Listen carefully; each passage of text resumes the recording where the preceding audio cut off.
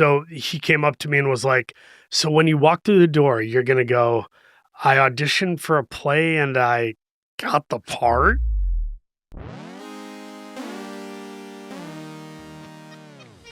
This is Good One. I am Jesse David Fox, senior writer at Vulture and author of Comedy Book. My guest this week is Paul Walter Hauser, one of the definitive that guys of this generation.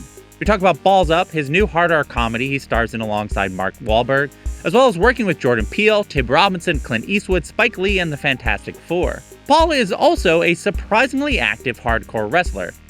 Yeah, we talk about that as well. So here is Paul Walter Hauser. I'm here with Paul Walter Hauser. Thank you for joining me. Yeah, thank you for having me, man. Of course. So the first question we like to ask, what is the funniest, strangest, or most fascinating thing that happened to you this week? It was probably earlier today. I went and did the Drew Barrymore show to promote my movie Balls Up. Mm-hmm. And at one point, I was sitting on a couch with Drew Barrymore in front of a studio audience. Her dog Douglas was sitting between us, and I was eating a bowl of Cinnamon Toast Crunch mid-interview. I think that's something that if I told my younger self at 12, this is what you'll be doing someday. You and the girl from ET will be with a dog on television. You're eating a bowl of cereal. That's pretty surreal. There must be something. It literally would be like the kid was zapped into the TV screen doing the exact same thing he was doing. Exactly. Yeah. That's got to take the cake, I think. That's amazing. So Balls Up is, the new comedy you're in with, directed by Peter Farley, co-starring Mark Wahlberg. You have been in comedies before. You've led movies, but this felt like the movie in which you've given the most space to do funny things in. Yeah. What were you most excited to do? Yeah, so background, I'm a comedy nerd. I love stand-up comedy, sketch comedy. I've gone way out of my way to try to be in comedy things I like. Key Peele, Reno 911. I think you should leave with Tim Robinson.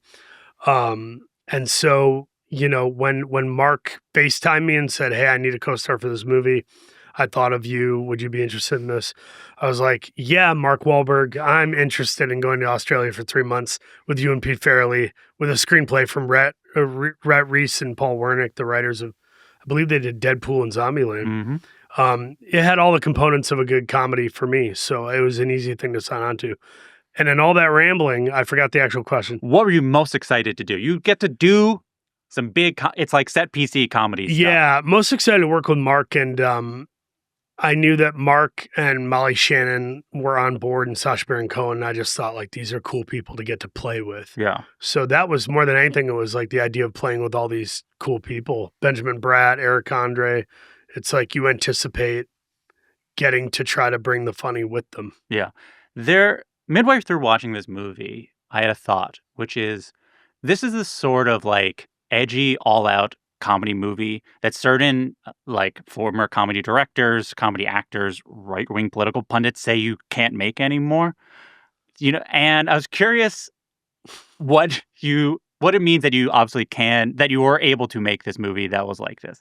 Yeah, the far right-wing punditry or celebrities in Hollywood say things like that. Like, what they really mean is you can't even say a racial epithet anymore. That's really that's really what's behind it. But as far as doing edgy comedy, that it never went away, but it has lessened. It has lessened deeply. It's Always Sunny in Philadelphia is in their 17th season or something, and those guys and gals have been doing edgy, hard R comedy the entire way through at a high level. So I would push back and say it exists, but a movie like Balls Up is not made as often as it should be. Yeah. And I do think that I think comedy is a 4-quadrant thing, young, old, male, female, etc. I just think that like something happened in culture where suddenly Hot Tub Time Machine, The Hangover, Old School, these things were like weirdly not beloved all of a sudden. And I don't know what that shift fully was, but I still have loved it all the way through. And in the same breath that I watch a movie like Cold War from Paul Polakowski or Capturing the Freedmans or something, some documentary from 20 years ago, I also enjoy really raucous, stupid comedy. It is funny to have to come up with an example of what movie is the opposite of Hot Tub Time Machine. The Cold War is a good one. I think you nailed it. Amelie, Hamnet. You and Mark are both very open about your faith, and there is Christian comedy out there. There's people that are very successful making that's ultimately like extremely clean comedy that, doesn't talk about sex and stuff. And this is not to like get you, but like I'm curious, how do you reconcile this making an extremely dirty comedy with your faith? Typical gotcha media. Sorry, that's my Sarah Palin. Nailed it. I was like, is Sarah Palin here? There's some moose in the fridge. I think, by the way, it's so funny how we like demonized her, and she's like so beloved compared to the current psychotics running the entire world or having someone run it for them. I would say I love Nate Bargatze and Jim Gaffigan and what they do, Brian Regan in the way of cleaner comedy, and I'll still consume that. But I also love Bridesmaids and Superbad and just edgier stuff, or more loose with the tongue type of thing. So I guess I just, as a Christian person, I can also admit what I like and not feel squeamish about it. If I feel convicted about something, I'll turn it off. I remember watching American Horror Story and just getting some really dark vibes, and I turned it off. The final scene in Hereditary, which is a brilliant film, I walked out of the theater. It was too much for me. Yeah. But I still believe that all these people have the right to make what they want to make. And if you start to try to critique or police art in a way that makes it feel stifled, you're really doing a giant disservice to everybody. Yeah. You talked about Molly Shannon and Sacha Baron Cohen being in this movie. Do you have any stories or interactions with some time where you were able to learn something from them specifically? In working with them? Yeah. I mean, Sasha's just a house on fire. He really improvises like crazy, and so much of it is really brilliant. And with him, it was more just, I felt like I was at Guantanamo Bay or something. Like it was like torture trying not to laugh while he improvises is really hard. And with Molly, it was more just the reminder that you can be really talented and super kind and a decent person at the same time. Yeah. She's kind of got that Catherine O'Hara thing where she's brilliant, but she's so humble and sweet and chill. Yeah. I was so excited to talk to you because you participated in my favorite joke of 2025 from the movie The Naked Gun. I'll set it up. Liam Neeson's Frank Drebin's character says, "You can't fight City Hall." I say, "No, you can't. It's a building." Full inside actor studio. Tell me about that day. Tell me about what goes through a character. It is like, to me, is the funniest thing I've ever. I just love that can exist, but you have to play it as if straight. Yeah. I was talking about this in another interview where Naked Gun has such a tonality. It's a fine line you have to walk with it, and a little bit to the left or right can throw it off. So it's not about improv. It's not about trying to think up whatever. It's really about honing in on what it needs to be for each specific joke in those moments. And it was fun. Liam was great to work with. Akiva, Doug, and Dan, the guys that wrote the script, they mastered the tone, and it was almost comedy by intellectualism rather than comedy by impulse. Mm. What do you remember that scene or reading that script and being like, okay, this is how I have to do that one line?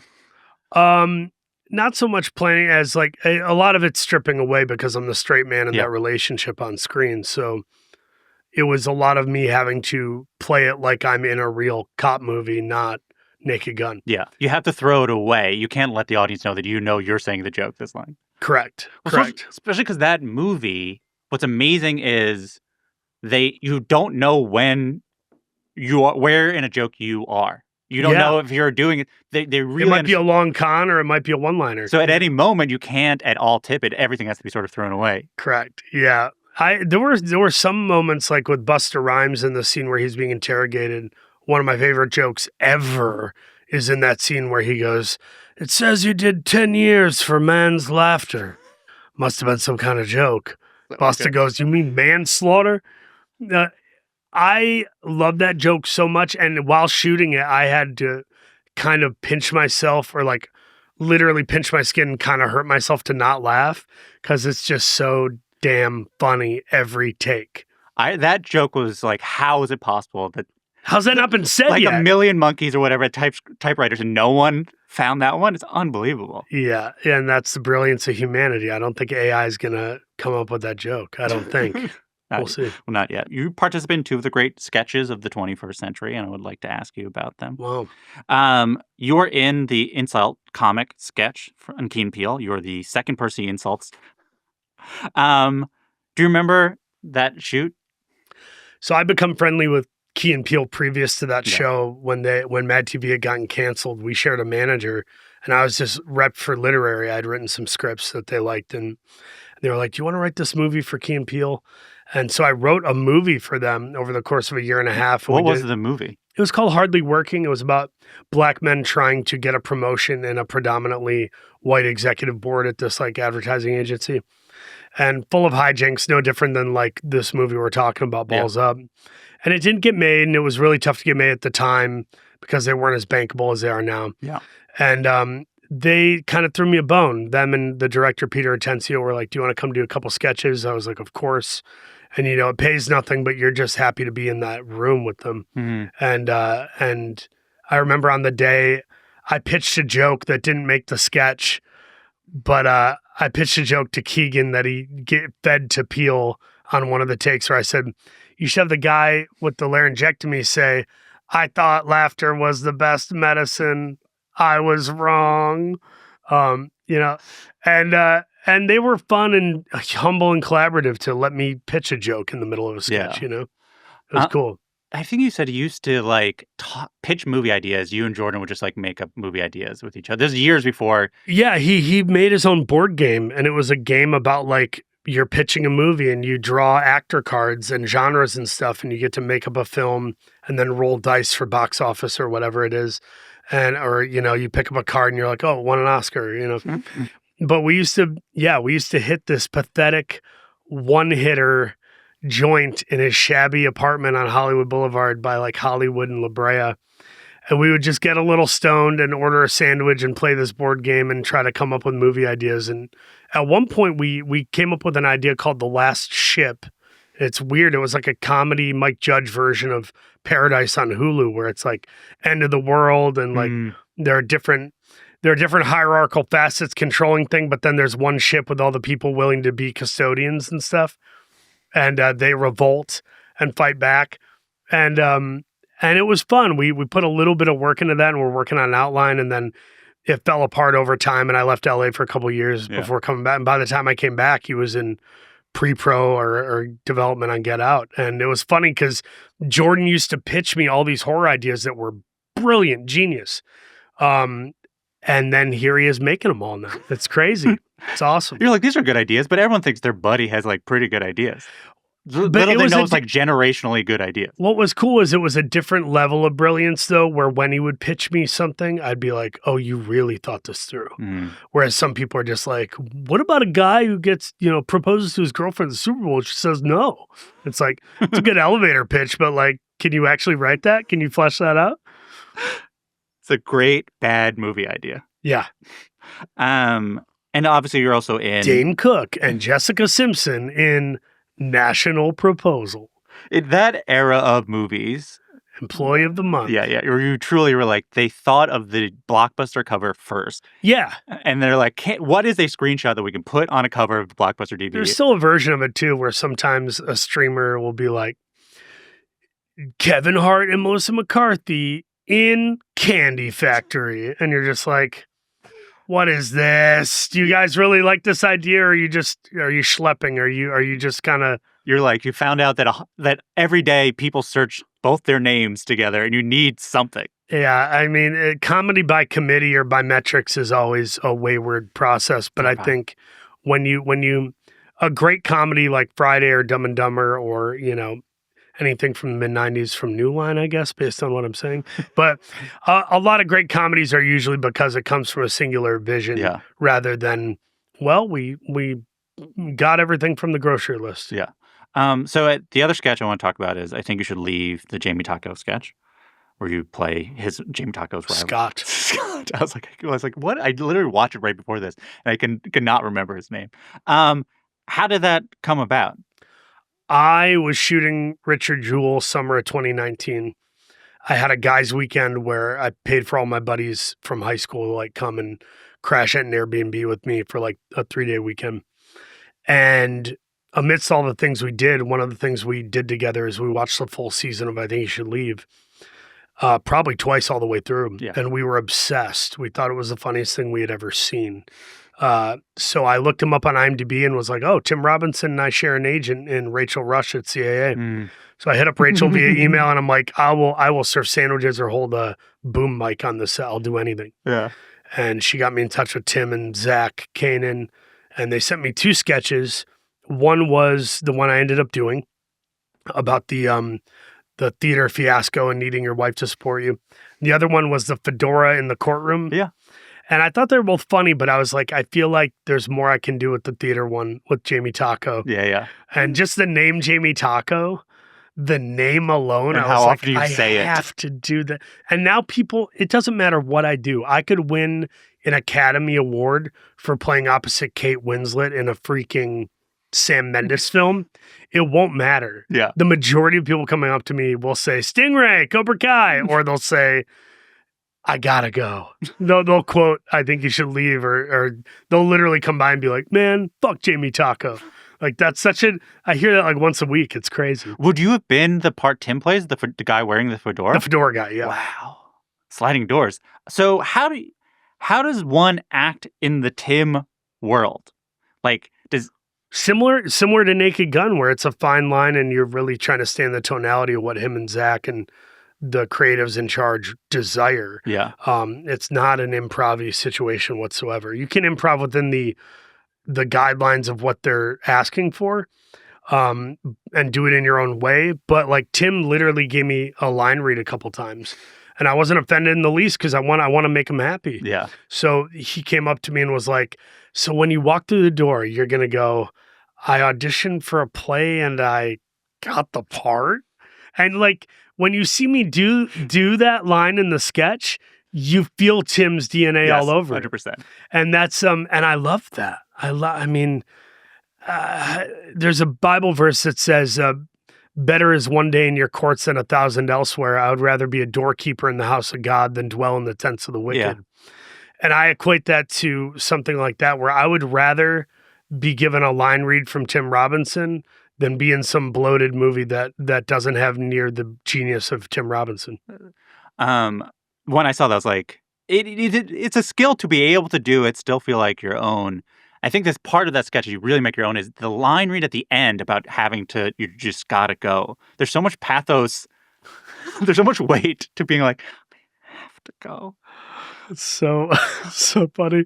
There were, I think I improvised clugging a few cans. That wasn't on the page. And people say that all the time. I'm like, you'd be clugging a few cans if you had my wife or whatever. Yeah. And I forget what it was, but I got to play a little bit there. And that group of guys, once again, similar to Sacha Baron Cohen, of having to hurt yourself to not laugh. The way they deliver those lines where he goes, my wife gets mad because I left some pee in the toilet. It's just piss. Him saying that, like, it was nearly impossible to not crack a smirk during that scene because these guys are all nailing the Tim Robinson sphere, you know? Yeah, because you don't know these guys, but they're able to find people to have. It's like people either have the Tim cadence or this magical cadence that only one person on Earth has ever had. Biff Whiff, who gave the commitment in the Shirt Brothers sketch in season 3 and Detective Crasher, I think in season 2. It's just they find these people that know how to hang in that on that playground. So you did stand up for over a decade before really committing. I did. Yeah. There's not much of it online, but there is some, which I don't know if you know. Is that on Vimeo? So there's 2 things. There's one, we'll talk about the thing on Vimeo first, which is a set you did in 2018. It's on your Vimeo page. Yep. Just directing everyone to your Vimeo page. It also has a few short films. And I will say that you say this is the first time you did stand up in a couple years. So I'll take it with a grain of salt. And you do a set, and it's pretty good. You talk about movies, divorce as like a concept, masturbating and being a virgin. But the biggest laugh comes when accidentally the mic and the cord detach. And I was watching it, and you're clearly very funny and likable. But this is sort of my honest assessment of you as a stand-up, which is you were being personal at moments, but not vulnerable. Like, it's a lot of things you'll see with comedians before they kind of like break through, regardless of where it feels like they are open to the audience more. And I felt like you were like, I want to talk about personal things on stage or try it out, but we're not fully giving. Yeah. Does that resonate with you? I think that makes sense. I think it's also the comfortability of doing it enough. Yeah. I was never a guy who you hear about these comics who are like in New York City, they're like, I'm going to go do this open mic and then I'm on a showcase set and then I'm doing one at 1 a.m. In Hell's Kitchen. I was never that guy. Yeah. I wasn't willing to put in the work that many successful comedians did to do that because I was also auditioning for TV and movies and commercials, writing screenplays, doing sketch comedy on stage. So had I dissolved 2 or 3 of my other outlets and just committed to stand up, I probably would have had a breakthrough moment of the vulnerable matching the confidence and putting in the reps. But I just was very unwilling. Yeah, because I think you were able to access it. I mean, this was 2018. You were already like actively working as an actor and clearly able to access it there. So it's like hard to be like, why should I do this really hard thing? Yeah, there are some jokes I like where I'm like, you know, I talk about sex as like Super Mario Brothers, and I say something like, I'm not killing the game. I am reading the game manual. That's good. And I'm just trying to figure out how to beat Bowser. And for you women out there, your vagina is Bowser. Like stuff like that. I still love jokes like that. And I'm proud of that stuff. But I definitely never got to that point that the Theo Vons and Jimmy O Yangs got to. Yeah. Who were you around when you were coming up? Was there a crew you were running with? First night I ever did stand up in LA, I was on a showcase in the Belly Room with Fortune Feimster and Amir K. And me and Fortune slaughtered. We absolutely murdered this 40-person Belly Room. And I just had this feeling, I was like, she and I are going to make it. Yeah. And then cut to, she's guest hosting Jimmy Kimmel and interviewing me a year or two ago.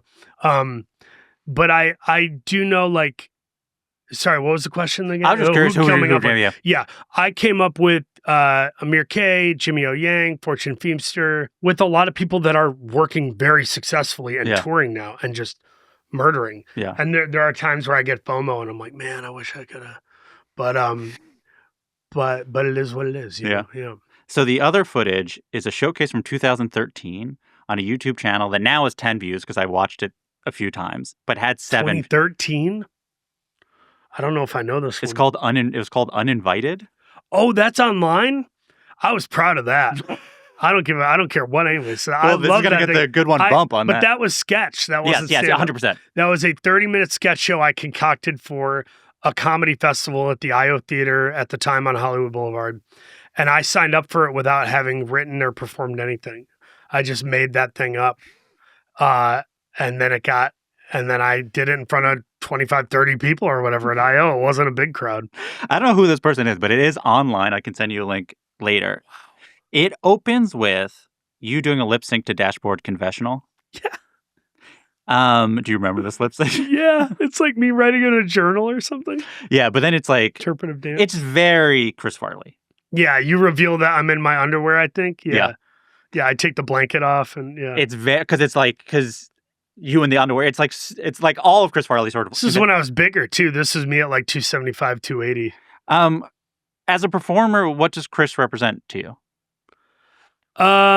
Fearlessness, the desire to people please, make sure people feel like they're getting their money's worth a little bit. So I'd say fearlessness, people pleasing, and play, a sense of play. Yeah, which a lot of people lose at some point. The other thing I was thinking about, obviously, like Chris, there's like Adam Sandler's talked about where he'd be like, you got to slow down. He's like, you'll end up like Belushi. And he goes, well, Belushi is my hero. And I remember, it's the thing I asked Stavros as well, which is like. He's great. I'm happy for him. Yeah. He's killing it. Yeah. Growing up as a bigger kid who idolizes bigger comedians, you're always, seemingly for him at least, he was always aware that both that means this type of comedy and the fact that you like essentially have a death wish or some capacity of it. How aware of that were you? How much of that that dichotomy lived together with Chris for you? Yeah, my hero in comedy was Chris Farley. My hero in drama was Phil Hoffman. They're both dead. Yeah. So clearly there's something to that. And the excess of bigger emotional men And addiction. I definitely fought addiction myself. I have 4.5 years sober from marijuana and alcohol and pornography. And the next things I'm trying to cut out are cursing in front of my kids, anger and rage, and sugar. I'll always have an addiction to work on. Sure. But yeah, I didn't want to end up like John Candy or Chris Yeah. or whoever. I knew I had that gene in me, being a bigger performative, emotional guy. Yeah. How do I put? I mean, like the quote that I was thinking about from the documentary, Bob Odenkirk says, "You can't walk around being funny all the time. You have to be yourself sometimes, and you have to be alone sometimes."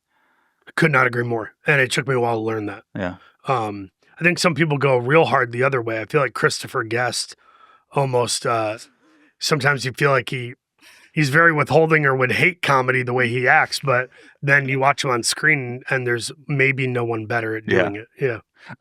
What's the state of the Chris Farley movie?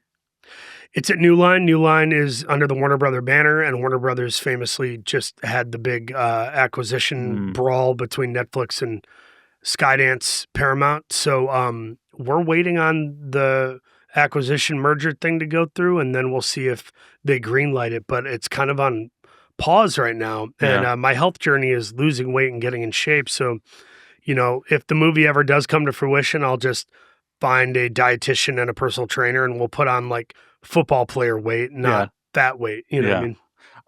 Are you at this point? Are you scared to play him in terms of like? No, I'm not scared to play him. It just feels too faded. Yeah. Chris Farley died. The last person he saw before he died was a prostitute named Heidi Hauser, spelled the same as my last name.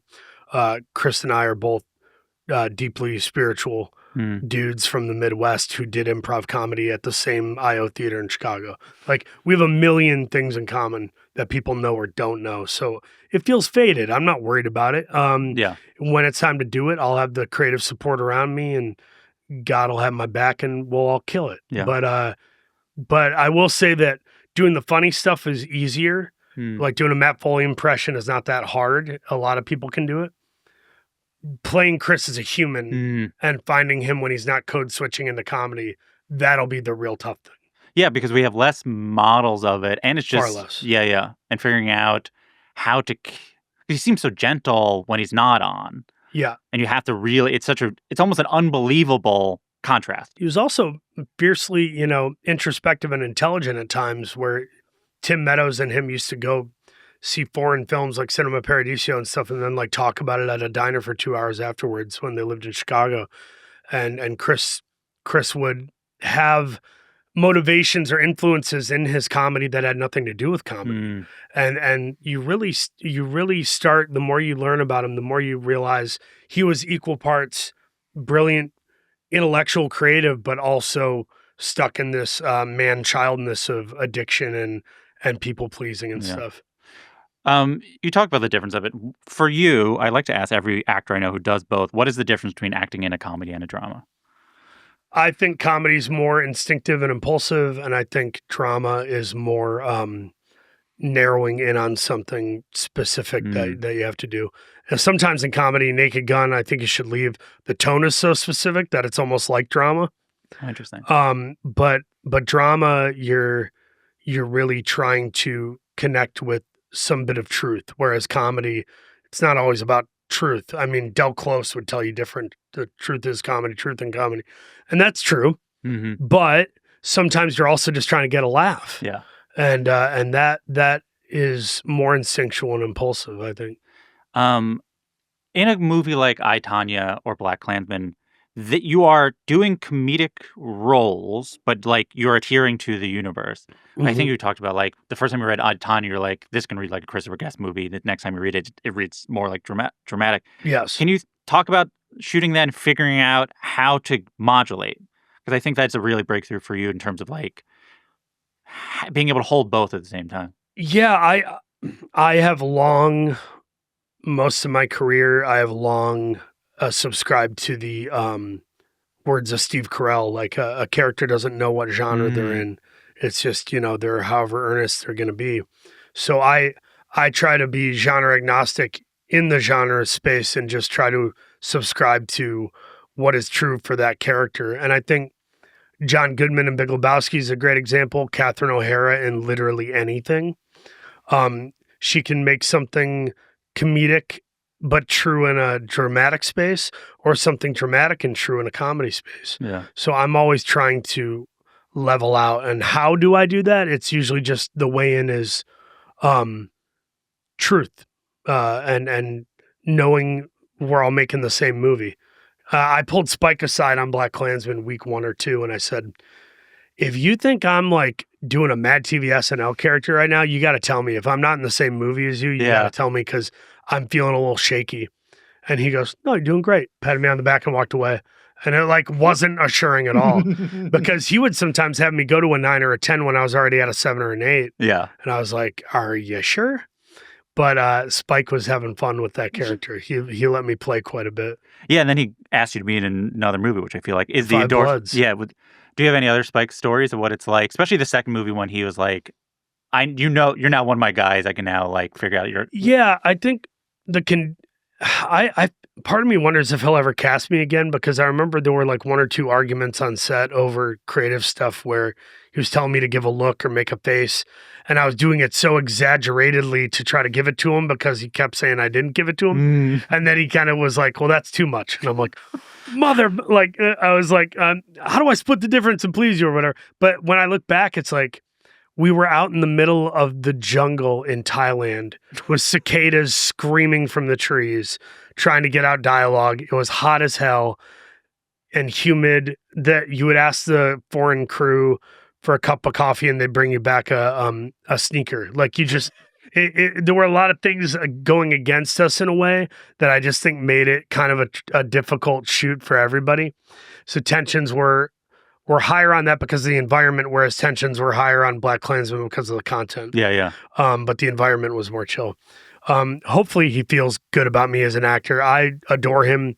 He's definitely the director. If I could choose one to rework with, it would be Spike. Yeah. And I'll never forget his generosity on Black Klansman. We were doing a scene in rehearsal, me, Adam Driver, Ashley Atkinson. It was like the whole crew of Klans people. And they wanted to run the scene, and after the scene, I jokingly said, I was like, because I didn't have any dialogue in the scene. It was really quiet. Nobody said anything after the scene. They're all kind of looking at each other, and I go, and then I say nothing, right? Once again, trying to make fun of myself and be self-deprecating. Yeah. Spike comes over and kneels down in front of me, puts his script on a chair, pulls a pen out, and he goes, what would your character say in the scene? And I look up, and Adam Driver and Ashley and these people are looking at me like, you did it now. You're fucked. And I was like, and he's like, really? What would you say? And I go, I think I would tell Adam Driver's character that he needs to name his piece. He should name his gun, and that my gun's name is Betsy. He writes it on the page. 2-3 days later, I get like a salmon draft or whatever, the new color draft, and it's got my on the spot ad lib from rehearsal in the script. So it just goes to show that a guy that brilliant and prolific, Oscar winner Spike Lee, was willing to, in a moment, just take some random character actor's words and put it on his page. Yeah. You've talked about really revering character actors, and I recently saw an interview with Richard Kind, and he says a character actor doesn't sell the movie, but they're there. They can make the movie better. 1000%. And I'm curious what that means in practice. Like, your role in the Springsteen movie that came out last year, on the page, like, does not seem like much. It could be not. It's not much. Not much of a role. Why take it, and what do you then decide to do with it to make it better, then make the movie better through your performance? Yeah, I mean, that's what Spike did on The Five Bloods. There were 9 lines for that character on the page. It was not a big role, but it was being in Spike's playground in his church. So I wanted to go there. And then, the job is to just try to elevate it as much as one can, either with improv or a unique idea, whatever it is. You show up and you try to make it something that you feel it might need to be. And if you get a Scott Cooper or Spike Lee, they love actors enough to give them the latitude and longitude to play around. With Deliver Me From Nowhere, it was just like, keep it real, like, obviously I purposely ran into the door frame with the box I'm carrying in Deliver Me From Nowhere. That's obviously comedy 101. And I didn't do it every take, I don't think, but I knew maybe they'll use this. Because in a movie like that, you got to have a pressure release. Yeah. That movie, otherwise it would be so claustrophobic, that movie. And sometimes I'm ramping up tension in comedy, and sometimes I'm ramping up comedy in tension. I think it depends on what it calls for. I think, how do I put this? People see a character actor of yours and you're working a ton, and I imagine they have a certain perception of what it's like. And I want to pose this and answer it however you will. How much money do you make or have? And this is not to, I think this is just to reveal the nature of like what your job is like, not to be like, please, not to like, I'm not looking for the juice. I am curious what a career like that looks like, because I think people would be very interested to know why, like, you essentially need to work as much as you do. Yeah, I think if I'm starring in a movie, indie or studio, I demand a certain salary. Yeah. And when I'm doing a supporting role, I know that I can back down and know that they only have so much money to play with. For something like, Fantastic Four, you make $200,000 or $300,000 to play Mole Man, and then, taxes, agent 10%, manager 10%, lawyer 5%. I get 5% to a business manager. And I always, I grew up in the church, so I'm always tithing something, whether it's 5% of my net gross or 12%, I'll give away some money to someone who needs it. But at the end of the day, that what looked like $250K is a lot closer to $136,000. Yeah. And that's still a lot of money by anyone's metric, but it's not going to set you up for life. No. There's a reason I do a shit ton of movies, and it's because I have to keep doing them, because I'm not getting paid on a Springsteen or a Fantastic Four when I'm getting paid on The Luckiest Man in America or Balls Up. Yeah. Speaking of Fantastic Four, hopefully I was revealing enough without being overly revelatory. I think that was great. I mean, I think that is what I was looking for, which is and you get some mailbox money, which is nice. Residuals come in sometimes, and you're like, wow, 30 cents from Key Peele.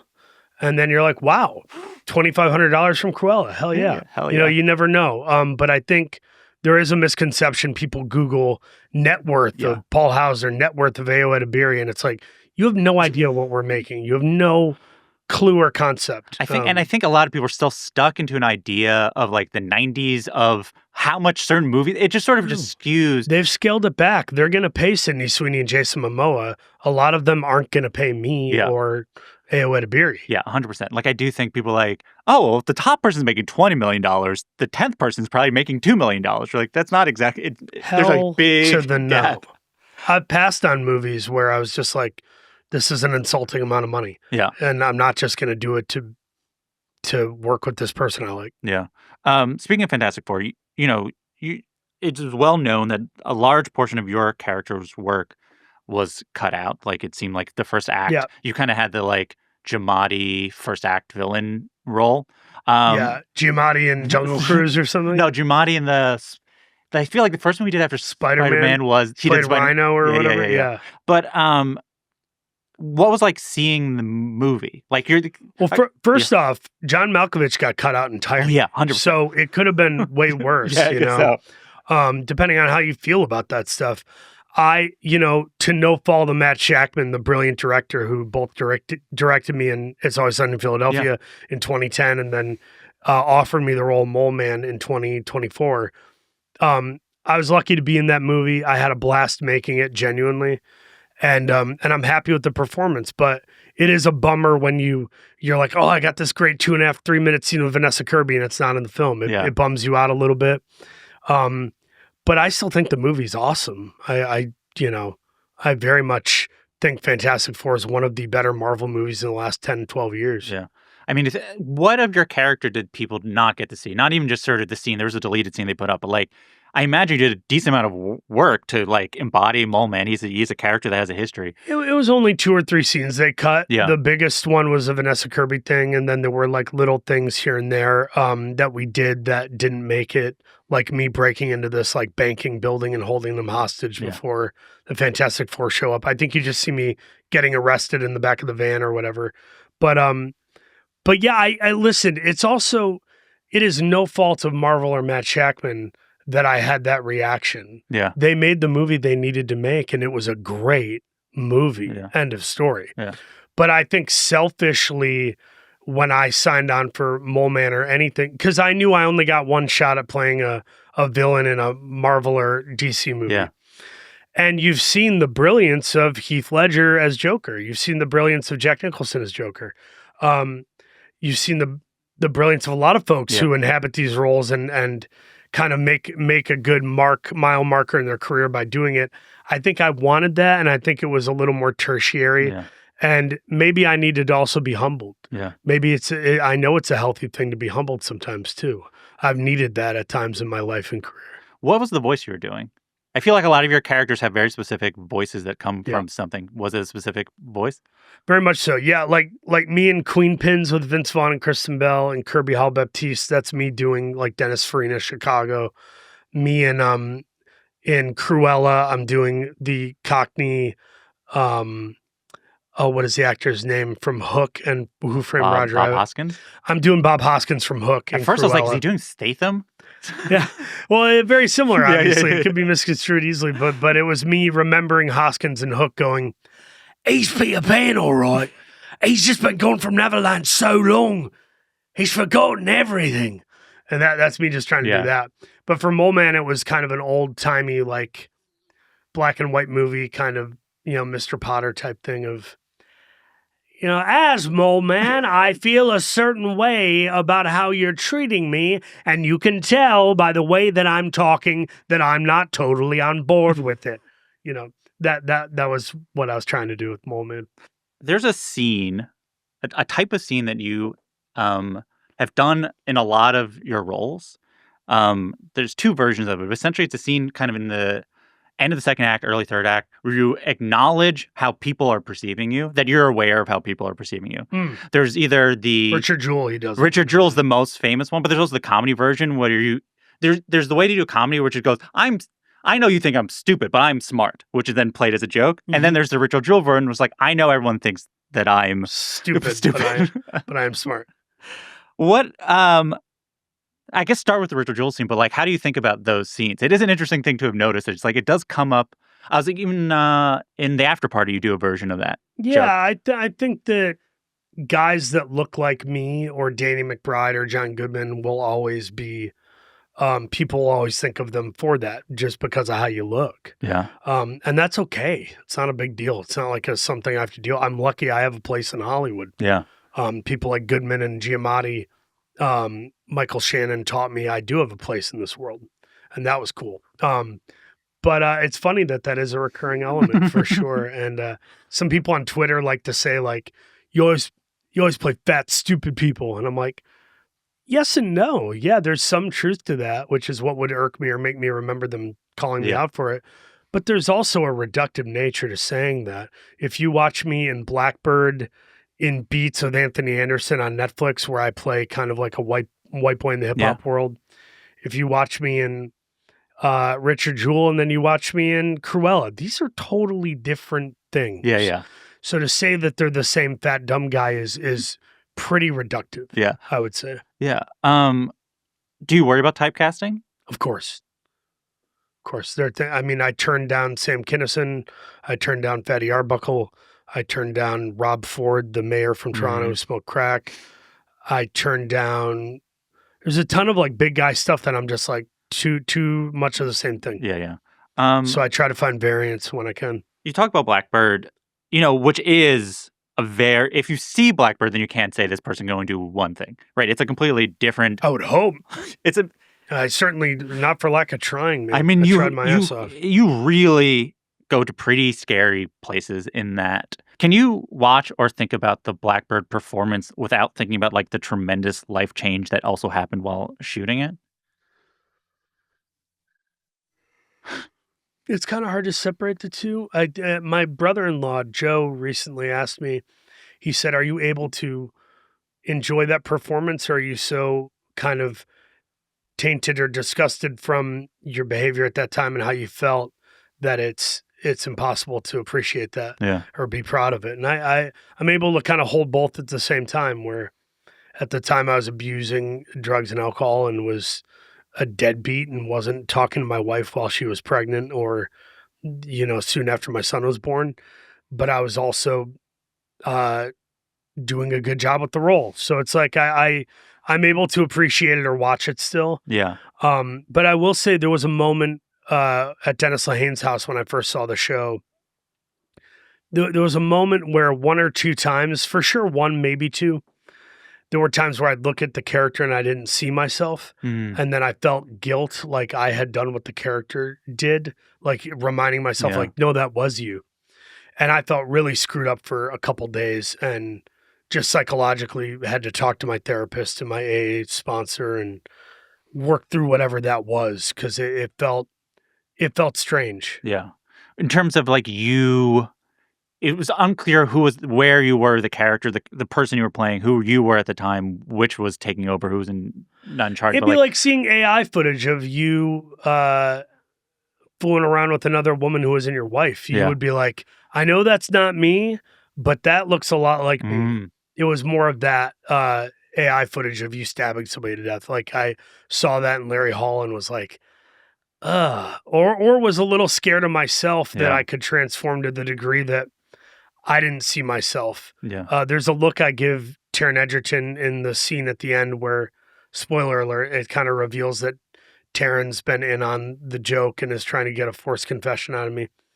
There's a look I give him where I go, and it's like this wide-eyed, pursed-lipped, like sick weirdo look. And I've never made that face before that I've been aware of in my life. And that really upset me for some reason. I hated seeing that. And I was like, what the hell? Yeah. Yeah. How did you get there? How method are you? How method are you? Or were you for a thing like that? I don't think I'm method in the isolationist sense where I can't hold space for other people and be a part of the set environment between takes or setups. But there are moments in a Richard Jewell or a Blackbird or Luckiest Man in America where I do have to be alone and listen to the National on my Spotify and pace the floor of the studio set. Yeah. And so I, on this show Kingdom that I did back in the day with Frank Grillo and Nick Jonas, it was a little criminally underseen. It was on the DirecTV's Audience Network, but it was one of the best shows and one of the best performances I ever gave, in my opinion. That I was very method, where I put a wood chip in my shoe to purposely be uncomfortable even while sitting. I would flick the back of my ear between takes to feel the residue of like bullying, like a kid flicking your ear in a classroom setting. I did things that would purposely make me feel what the character was feeling. And I don't do that as often. Yeah. I don't find it necessary, but in a certain case like Blackbird, you really have to think the thoughts and go to the place and do the whole dance. Yeah, you said around that time, I think what I lacked in craft and sort of performance intellect, I had in recklessness and fearlessness. Yeah, and sometimes your best performances are because you are more reckless, fearless, and insecure. Yeah. But it depends. Yeah, I mean, it reminded me of a Mick Foley quote as we're about to we're soon to be in the wrestling section. Love I Mick. can't jump high, so I jump from high places. Brilliant. Which is like, this is what I can bring. Brilliantly put. Yeah, and I do that in wrestling too, where I can't do what Zack Sabre Jr. does with wrist manipulation and these old Greco-Roman holds or submissions, but I can jump 7 feet down through a table and I can get split open and I can do body slams and take a certain amount of in-ring punishment or out-of-the-ring punishment that I think even the seasoned wrestlers themselves are like, hey, good job. I don't know that these other actors would be able to do that. So wrestling, you wrestle upwards like seemingly 6 to 10 times a year, and it's like full-on hardcore wrestling. Not like hardcore as like the style, not just saying the adjective. I wrestled somewhere between 10 and 15 times a year on average. Yeah. Creatively, why do you do it? It feeds my inner child, my childlike sensibility that I wanted to wrestle someday. I always knew I would wrestle at least one match. You see people go to WrestleMania, it's like the guys from the Jersey Shore, or Stephen Amell, or Bad Bunny, and you're like, oh, if they can do it, I can do it. And I can do it. Yeah, apparently. Pretty proficiently for an actor. If you compare me to Dean Malenko or Triple H, yeah, no, I'm not that good. I get it. But the way I always kind of compare it is, if a wrestler came into the acting world, I would not discourage them. I would only be ready to help them and say, let's see what you got. And I think the two can abide.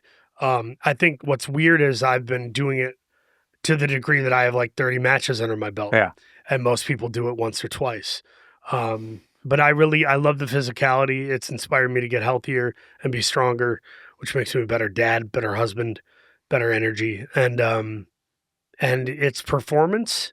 So I get the actor thing out. Yeah. And it's physicality, which I never got to do in high school. I was never like a jock. And it's like I get to be a pseudo jock now. Yeah, it definitely is 30s and 40s. as my producer likes to point out, is like a melding of theater kids and jock people into one thing. Dude, that's what I said. I said in an interview, I was like, it's like, in a weird way, the wrestling locker room, the backstage green room area, what have you. It feels like a world where the jocks and theater kids are best friends. Yeah. Or one and the same. To an outsider, and you can correct me if I'm wrong, it's hard not to... Oh, I will. All right, be ready to correct me. It's hard not to see it as it's hard not to think, is it self-flagellation or whatever, or an exorcising of demons? But I was curious just sort of what you think about that aspect. Like, is there a part where you're like, I deserve to be beaten up, or this is a part of me that I want a self... more of a proving ground of Yeah. like, I can take it. I can take the punishment. Because to be honest, I've told people a million times over, the pain I feel from a power bomb or a chair being hit on my back, which, rest assured, when Adam Priest hits you with a steel chair to your back, it's real. That does not compare to an iota of the pain of being rejected by girls and women throughout my life, or rejected by Hollywood, or feeling marginalized by Hollywood. Yeah. It doesn't touch emotional pain at all. Yeah. In many ways, it is like, I can take this. It's a nice way to remind yourself, I can take this. If I can land on glass or all the stuff that you do, you're like, yeah, oh, this is how much I can take. And I'm going to do it till I can't. I want to wrestle till I'm 50. Yeah. You know, I want to have like 10 years into this and 150 to 200 matches and be able to say that I really did it. The idea is not to become uber beloved and famous for that. The idea is not to make a ton of money. The idea is to show that you can do two things at once, the way Deion Sanders played baseball and football professionally. Yeah. I want to be able to walk away and say, I wasn't a celebrity wrestler. I was a wrestler. You are represented by WME. WME owns the WWE or whatever. TKO Group, whatever. Yeah. They own intermingled things. What are they? They are owned by Endeavor. Anyway, how have you had conversations? Because you mostly do indies. That is obviously I don't even know if it's a brass ring. It is the thing. Have you had conversations about what it would be like for you to do a WWE thing one day? Definitely open to it. You know, Tony Khan was kind enough to give me a match in ROH, where I got to fight in the ECW arena, 2300 arena in Philadelphia. And that match kind of made me, in a sense, because it allowed people to see what I'm willing to go, what lengths I'm willing to go to. So I'm forever grateful for that. I don't think he would look at me doing a match in WWE as like a betrayal or something. I would hope not. But yeah, there's been a conversation or two, is all I'll say, between me and some people at WWE about that very thing. It would be a question of when it's most advantageous and schedule aligns. Yeah. If you were to play a wrestler in the movie or in TV, do you have a dream wrestler project? Well, I'm attached to play Mick Foley. Yeah. And I'm a producer on DDP's life story about him and Jake Roberts' relationship. And then, you know, Natty Neidhart has come to me a couple times and said, would you have any interest in playing my dad, Jim the Anvil Neidhart, if we did a Hart Foundation movie or something? So I'm interested in playing any wrestler, but the one that is at the forefront right now that has the most steam is probably the Mick Foley thing. Yeah. If you were to close your eyes and imagine your sort of ideal career in 3 years, what do you see? In 3 years, April 2029. Oh, it feels weird to say. I wanted to make a joke, and I'm not going to because I don't want to get in trouble. I've learned when to censor myself. Sure.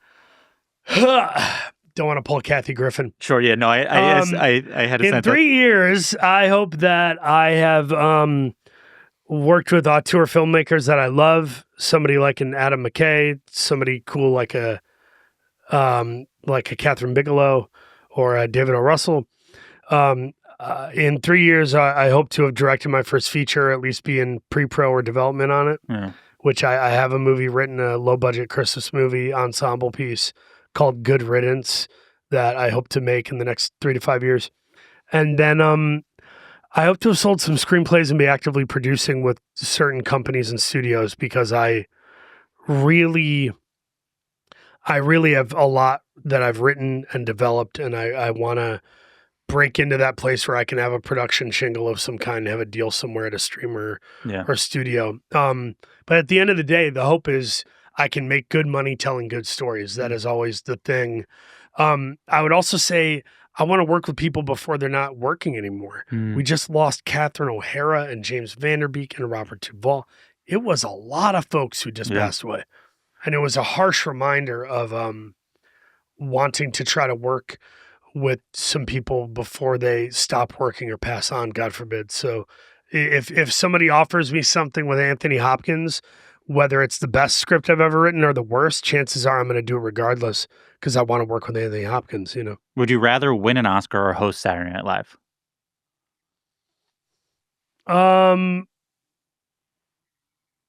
Win an Oscar. The benefit of that is if you're winning an Oscar, you probably can host Saturday Night Live. There you go. But I also would rather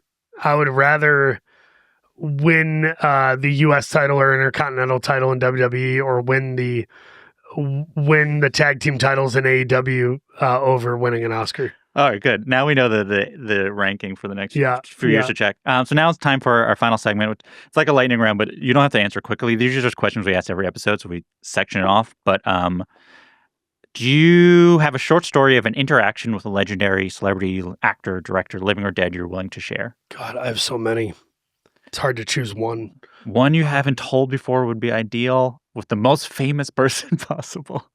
I had a weird interaction where I was so newly sober at the time, and I was at a big Hollywood party thing at is it the Sunset Hilton? Sunset Towers?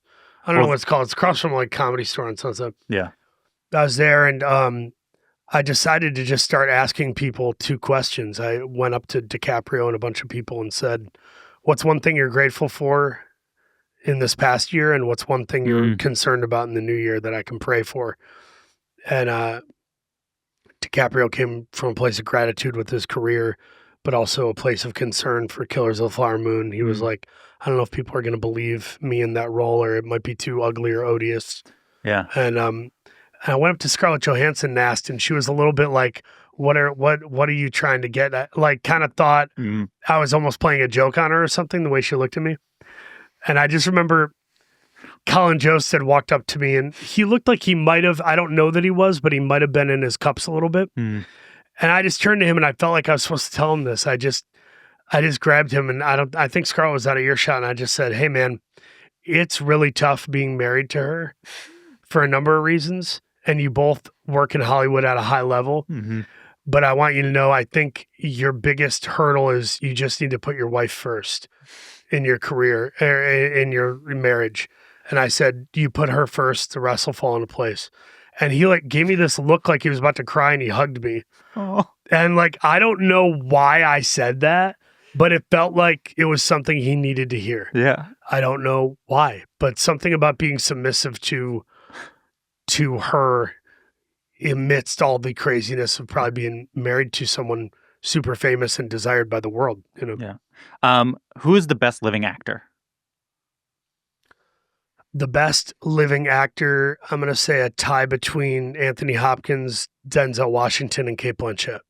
Great answer. Second Anthony Hopkins we got. You worked with Emma Stone, who I think is on a pace to be the actor of our generation. She's an absolute killer. It's unbelievable. Love her. I love Cruella. Would do anything with her. What is the best time you ever bombed? It could be in an acting gig or on stage. Yeah, I bombed at the Improv on Melrose, and it was horrible. I was in a lineup that consisted of like Quinta Brunson and Patton Oswalt and Howie Mandel and Joey Coco Diaz, all these killers. And I I really thought I had a tight set, and I really thought I would have some goodwill for the acting roles I had amassed at that point, and I ate a big fat pile of shit. And I was depressed for a week after. I was inconsolable. What is the last movie, TV show? Sorry to Mike Glazer, who booked me on that show. What's the last movie, TV show, or play that made you cry, not because it was sad, but because it was good? I got choked up at Paradise, the Hulu show with Sterling K. Brown and my buddy Julianne Nicholson. I thought that was brilliant. I love that show. It's my new favorite show. And then I got choked up watching this movie Newborn. It stars David Oyelowo and Barry Pepper. It's written and directed by Nate Parker, fellow actor, now filmmaker.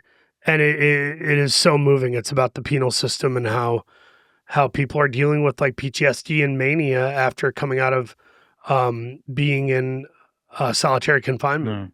So those two shows, Paradise as a show and Newborn as a movie, they both have such depth and heart in them, and they're fronted by two of our best actors, being Sterling K. Brown and David Oyelowo. Last one. Do you have in any form of a creative instinct, or it could be a joke on stage, it could be a sketch, it could be a decision you made in a movie that you thought was correct, you thought it was funny, you thought it was moving, you thought it was the right decision, and then eventually were talked out of it, but you'll go to your grave being like, I was right, they were wrong, this is how this should have been played, this joke was funny, etc. I was on a show called Kingdom back in the day that I referenced earlier with Frank Grillo, and I had a shave mark in my head from the pilot episode. This director, Adam Davidson, he said, what do you think for this guy? And I'm like, he's in a halfway house. I think he's on the autism spectrum. I think he's working through a lot of PTSD and violence in his life. He probably was abused in one of his foster homes. So let's give him a shave mark where there's a scar where hair won't grow over it. And I remember a kid from high school who that was his story, this kid, Alex. And so we did that. And then like season 3, when my hair was a different style, they were like, we're not going to do the shave mark. And I'm like, the fuck you aren't. That was a creative decision on my part. I have a backstory for it. And they're like, no, blah, blah, blah, we're not going to do it. And I don't hold a grudge to this day, but I talk about it on occasion because I'm just like, I felt so betrayed creatively in that moment. Another one is on Cruella. I wanted to do the stunt where the guy swings from cables against the wall and falls into the big cake at the party in the mansion at Emma Thompson's place. And they wouldn't let me do it. They were like, we have to let a stunt guy do it.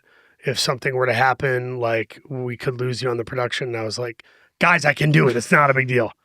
And they wouldn't let me. And I could fall through that cake. To this day, I'm still cheesed about that one because I'm like, come on, man, let me do the thing. Matt Damon said he had dinner with Tom Cruise, and Tom Cruise said once, so we were doing the stunt, and the stunt coordinator said, you can't do that. So I fired the stunt coordinator. We got a new stunt coordinator. And, I think I have a little bit of that Tom Cruise-ness in me of like, all right, screw this guy. I'm going to do it anyway. Let's find the person who will co-sign it. You got to get to the point where you can start firing stunt coordinators. Or at least telling them to take the day off, lying about the schedule, saying you're not needed today. Thank you so much. Thank you, buddy.